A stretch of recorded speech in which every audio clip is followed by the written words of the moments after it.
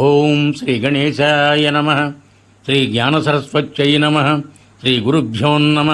శ్రీ మహాగాయత్రీ మాత్రే నమ. శ్రీ మహాగాయత్రీ మాత యూట్యూబ్ ఛానల్కు అందరికీ సాదర స్వాగతం. ఆహ్వానించువారు కాశీవజ్ర సుబ్రహ్మణ్య శర్మ నిడదవోలు. తిరునావుక్కరుసు నాయనారు అప్పార్ నవమ భాగము కొనసాగింపు. అలాగే సముద్ర తీరం వెంబడున్న తిరువాన్నియూర్ క్షేత్రాన్ని సందర్శించాడు అప్పర్. ఇక్కడ ఈశ్వరుడు మరుండేశ్వరుడిగా కొలువయ్యాడు.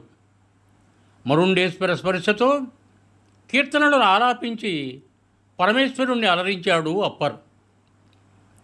తిరువత్తియూరులో వెలసిన ఈశ్వరుణ్ణి సందర్శించుకున్నాడు. శివుని డమరుకనాథం నుండి వేదార్థాలను సృజించిన దైవం అనే పదిహంతో పరమేశ్వరుణ్ణి నుతించాడు. కార్యకరైలను చేరుకున్నాడు. ఇక్కడ నుండి సకల దేవతారాధ్యమైన శ్రీకాళహస్తి స్వర్ణముఖి నదిలో స్నానం చేసి శుచి అయి కాళహస్తి కొండను ఎక్కి స్వామిని కళ్ళారా చూచి మదిలోని కోర్కెలను నెరవేర్చమని మనసారా ప్రార్థించాడు. ఇక్కడి నుంచి ఎత్తైన గోపురాలతో అలరారే మైలాపూర్ కపాలేశ్వరుణ్ణి, ఒట్రియార్ తిరువత్తియూరులోని శివాలయాన్ని దర్శించి తనదైన శైలిలో స్వామిని స్తుతించాడు. క్షేత్రంలోని భక్తులంతా అప్పరకు ఘనంగా స్వాగత సత్కారాలు చెబుతూ ఆలయానికి తోడ్కొని వెళ్ళారు. ఆలయ ప్రథమ గోపురం గుండా లోనికి ప్రవేశించాడు అప్పర్. ఇందులో ఆవిర్భవించిన శివుని వేదాంగాలు వేదవేద్య ఎడుత్తరీయం పెరుమాన్. అప్పర్ నోటి వెంట వెలువడ్డ ఈ పదిలం పడంగం శంఖమలం అనే తాండక వృత్తంతో మొదలవుతుంది. ఇవే కాక అనేక వృత్తాలతో కూడా పరీహాలు పాడి పరమేశ్వరుణ్ణి మెప్పించాడు. ఇలా కీర్తిస్తూ అనేక క్షేత్రాల్ని దర్శిస్తున్నాడు అప్పర్. ఇందులో భాగంగా పడియనూరు దివ్యక్షేత్రానికి వచ్చాడు. కొండపై నెలకొన్న దైవమా, నా మదిలోన కొలువుండు నిక్షేపమా అనే భావం వచ్చేలా తాండక వృత్తంలో పరిహాన్ని పాడి పరమశివునికి వినిపించాడు అప్పర్. కొండ శిఖరాన్ని చేరే మార్గమధ్యంలో నెలకొన్న పరమశివభక్తుడైన కన్నప్పను దర్శించాడు. పరమేశ్వరుడి కోసం తన కన్నుల్ని సైతం పెకలించి ఇచ్చేందుకు సిద్ధపడ్డ భక్త కన్నప్పను చూచి నీ భక్తిలో అణువంతైనా నాకు అలవడేలా చెయ్యమని ఆ భక్త శిఖామణిని అభ్యర్థించాడు.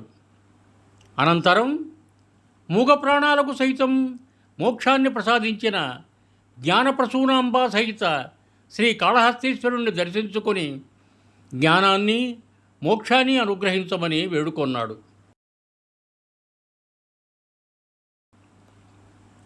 కాళహస్తీశ్వరుని అనుమతి పొంది అపర కైలాసంగా విలసిల్లే శ్రీశైల క్షేత్రానికి వెళ్ళాడు. శ్రీశైలంలో వెలసిన భ్రమరాంబ మల్లికార్జునులను భక్తి మనస్కుడై దర్శించి పునర్జన్మ లేకుండా దయచేయమని అర్థించాడు. ఆపై ఆంధ్ర కర్ణాటక దేశాల్లో నెలకొన్న దివ్య శైవ క్షేత్రాల్ని దర్శించి మాళవ వంగదేశాల్లోని ఆలయాలను కూడా చూచి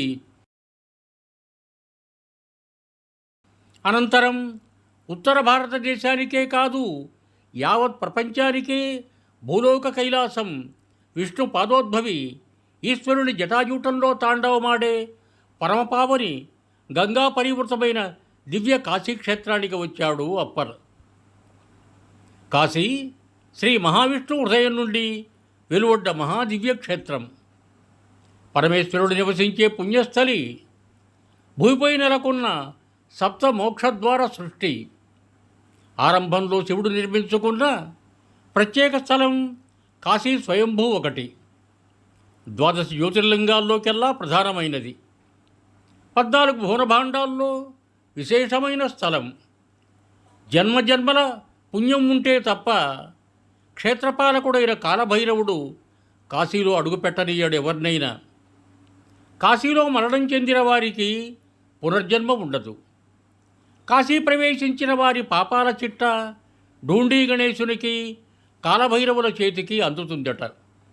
వారు పరిశీలించి యమయాతన కంటే 32 అధిక శిక్షలు విధించి జీవులకు మరుజన్మ లేకుండా చేస్తారని పురాణ వచనం. కాశీలో మరణించిన వారి ప్రతివారి కుడి చెవిలో శివుడు తారక మంత్రాన్ని ఉపదేశించి మోక్షాన్ని ప్రసాదిస్తాడు. కాశీలో గ్రద్దలు ఎగరవు, గోవులు పొడవు, బల్లులు అరవ్వు, శవాలు వాసన రావు. కాశీలో మరణించిన ప్రతి జీవి కుడి చెవి పైకి లేచి ఉంటుంది.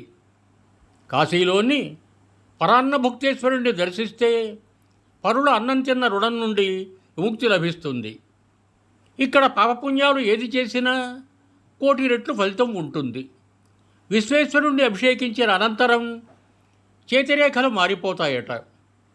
ఇక్కడి పార్వతీమాత విశాలాక్షిగా కొలువైంది. విశ్వానికంతటికీ అన్నం పెట్టే అన్నపూర్ణాదేవి నివాస స్థలం కాశీ. ఇది అత్యంత విశిష్టమైన శక్తిపీఠం.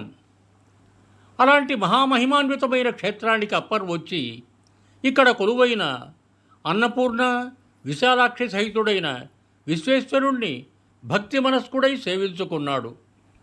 పునర్జన్మరాహిత్యాన్ని అనుగ్రహించమని అర్థించాడు. అనంతరం హిమాలయాలకు బయలుదేరాడు అప్పర్. భూలోక కైలాసమైన కాశీ నుంచి సాక్షాత్తు కైలాస శిఖరాన్ని వైపు చూసిన దట్టంగా అల్లుకున్న వృక్ష సమూహాలు దారిని కనపడనీయటం లేదు. పులులు, సింహాలు, భయంకరమైన విషం చిమ్మే కాలనాగులు సంచరించే అటవీ ప్రాంతానికి నిలయంగా ఉంది హిమాలయం. ఎక్కడ నరసంచారం లేదు. కఠినమై వాడిగా ఉండే బండరాళ్ళు, భయంకరమైన కీకారణ్యంతో నిండిన ప్రాంతంలో కేవలం కందమూలాలనే తింటూ అర్ధాకలితో నడక సాగిస్తున్నాడేమో హిమాలయ శిఖరాలపైకి నడవలేకపోతున్నాడు అప్పర్. శిఖరంపై నడిచి అలసిపోతున్నాడు. ఇక్కడ చీకటి పడగానే క్రూరమైన పెద్ద పులులు, అటవీ మృగాలు తిరుగాడుతూ భయపెడుతుంటాయి. అయితే శివానుగ్రహంతో అవి అప్పర్ను ఏమీ చెయ్యకుండా వాటి దారిన అవి సాగిపోతున్నాయి. క్రూరముగాలు విషసర్పాలు పడగెత్తి మణిదీపాలతో అప్పర్కు మార్గసూచికలవుతున్నాయి. అలా సాగి చివరకు ఎడారి ప్రాంతాన్ని చేరుకున్నాడు. మిట్ట మధ్యాహ్నమైంది. మార్తాండుడు తన ప్రచండ తాపంతో మంటెక్కిస్తున్నాడు. నేలంతా బీటబారి కాస్త ఏమారినా పాదాలు పగుళ్లలో పడి ఇరుక్కుపోయేలా ఉన్నాయి. పగుళ్ల లోపలి నుండి వేడి సెగలు కాళ్లను కిందకి పెట్టనివ్వటం లేదు. ఇలాంటి ప్రదేశంలో నడుస్తున్న అప్పర్ పాదాల చర్మం అరిగి మాంసం బయటపడింది. ఇంకా ఏమాత్రం నడవలేకపోయాడు. అయినా కైలాసం చేరాలనే కోరిక ఎంతమాత్రం చావలేదు. దాంతో శరీరంతో దేకుతూ వెడుతున్నాడు. కడుపు, గుండెలు కూడా దోక్కుపోయి మాంసం బయటపడింది. చేసేది లేక చివరకు నల్లరాళ్ల గొలకపై దొర్లుకుంటూ సాగుతున్నాడు. రొమ్ముతో పాకుతుంటే చర్మమాంసాలు అరిగిపోయి ఎముకల గూడు బయటపడింది. ఈ విధంగా శరీరం నశించిపోతున్నప్పటికీ కైలాసం వెళ్ళి అక్కడ నివసించే కైలాసనాథుణ్ణి చూడాలనే అభిలాష మాత్రం అడుగంటలేదు. ఇలా కొంతసేపు ప్రయాసపడిపోయాడు. ఎలాగైనా శరీరాన్ని కైలాసం చేర్చాలనే తలంపుతో అలాగే దొర్లుకుంటూ ఇంకొంత దూరం ప్రయాణించాడు. ఒళ్ళంతా రక్తసిక్తమైంది. గాయాలయ్యాయి. బాధతో ఎంతసేపీ ప్రయాణం సాగించలేననుకున్నాడు అప్పర్. అయినా ఇంకా ఆశ చావలేదు. అలాగే శరీరాన్ని దొర్లించుకుంటూ వెడుతున్నాడు. ఇతని మొండితనానికి సంబరపడిపోతున్నాడు సదాశివుడు. తన పరమభక్తుడు ఎన్నో మధురమైన కీర్తనలతో తనను పరవశింపజేయగలిగిన వాగ్గేయకారుడు, సంకీర్తనాచార్యుడైన ఇతన్ని తిరిగి దక్షిణ దేశానికే పంపిద్దామనుకున్నాడు పరమేశ్వరుడు. సశేషం శుభం భూయాత్. సర్వే జనా సుఖినో భవంతు. ధన్యవాదములు.